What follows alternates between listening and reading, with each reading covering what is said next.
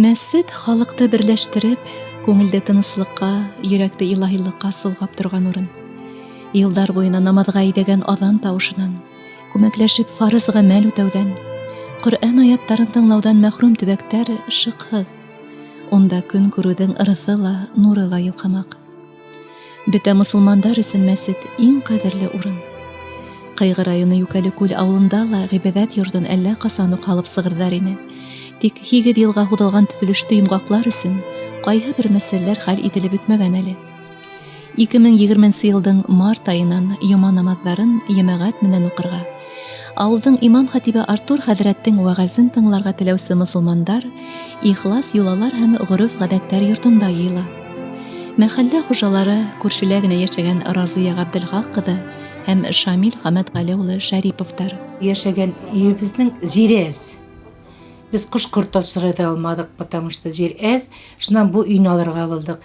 Бу өйнө алып алдык та, жерин biz кесерткәндәрҙән чистартып, башты бәрәңге утырттык. Шунан уйладык инде, нишләп мында бу өй тора бушка.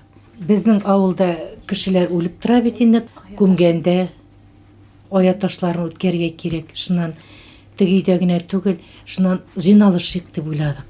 Менә жиналышып утырырга. Шунан менә шул өйне, шунан ситтән кайткан кешеләрдә бездә менә йорт зур, теге өйдә йорт зур, йортта үткәрдек. Но бит инде һәр вакыт кыш көндә йортта үткәреп булмый кешеләрнең аятларын, ситтән кайтканнарның. Шуның өчен бу өйне төзедек тә, менә Аллага шөкер. Бөтен күңелдән чыккан шул ихлас белән инде. Кешеләргә менә ихласлык белән булсын. Безнең һәрвакыт эшләр ачык. Любой кеше килеп керә әле. Кемнең ие юк, менә кайткан, читтән кайткан кешеләрдә аятын укытырга, аш су пешерергә монда бөтен условиялар, газ керттек, суын үткәрдек, канализация бөтен нәрсә бар. Килгән кешеләргә урыннар булмаса, даже кунып калырга. Шәриповтар ғаиләһе оҙаҡ йылдар Себер тарафтарында эшләп, Ырымбурҙа, Өфөлә лә йәшәп ала. Әммә Юкәле-Күл ауылы ҡыҙын Разияны һәр ваҡыт йәмле әй буйҙары үҙенә тарта, төштәренә инеп йөҙәтә. Иптәше Шамил Хәмәтғәле улы сығышы менән Федоровка районы Әтәс ауылынан булһа ла, хәләленең теләгенә ҡаршы килмәй, һәм Разияның яҡташтары бәхетенә бында төпләнәләр. Зур рәхмәт әйтәсем килә Шамилның әтисе белән әнисенә.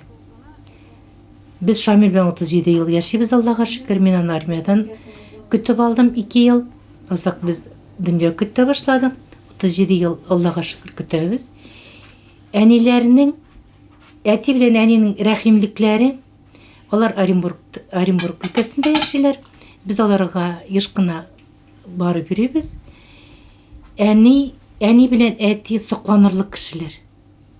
Алар 65 йыл бергә яшиләр, әти белән әни.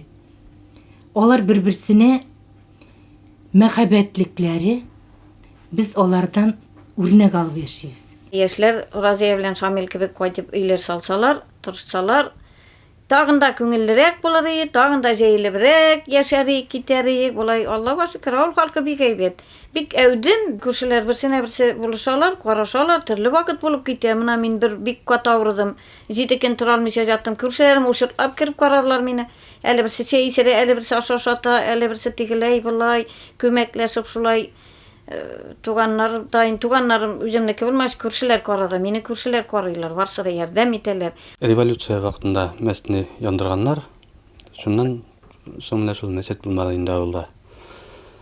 Авылдагы шул указной мулла дип әйтәләр инде, минең карт атайымның әтисе булган. Карт әнием, әниемнең әнисе булган, бик укымышлы кеше иде. Шул үзенең төшендә күрү буенча мен әйтте, менә шул улым тегендә булып килдем ди, фәрештәләр белән сөйләштем ди, синең улың туар бик изге бәйрәмгә дип әйтте. Шуңа пәйгамбәр исеме Ильяс дип исем кушарсың. Үзеңә дә мөмкинчелек булыр, дин ягына барырга, тартылырга дип каршы булма дип әйтте. 3 елдан соң, карт әнием үлгәннән соң, Корбан бәйрәменә улым туды. Аллага шөкер дип менә хәзер субханалла. Аңа шул Ильяс дип исем куштык. Шуннан шундай сүз әйттеләр миңа, мулла булырга укырга барасың килеме дип. Мин уйламыйса киле дип әйттем дә куйдым. Шуңардан менә укып картатайымның синең юлын дәвам итәм инде. Жымба үткәр башлаганга где-то әле бер ай гына әле яңарак башладык. Халыкның вакыты булмыйча, менә халыклар да килә башлады, Аллага шөкер. Менә Алла бирсә, кышкы январь айларына не язып кайттык. Заявление Россия Ислам университетынан безгә шәкерт ибәргә тиешләр. Менә шул шәкерттә килсә, халык та йөри башлар. Менә балаларын да укытсак әйбәт булыр. Авылдаштарының тормышын дин, Коръән һүзе менән нурландырырга ынтылып, күршеләренә, якындарына ихласлыктың гүзәл өлгөһен күрһәтеп яшәгән күркәм гаиләне Раббыбыз зурлаһын, савабын бирән. Иман нуры балкып, туган төягебездә һәр вакыт мәрхәмәт һәм тыныслык булһын. Иншаллах.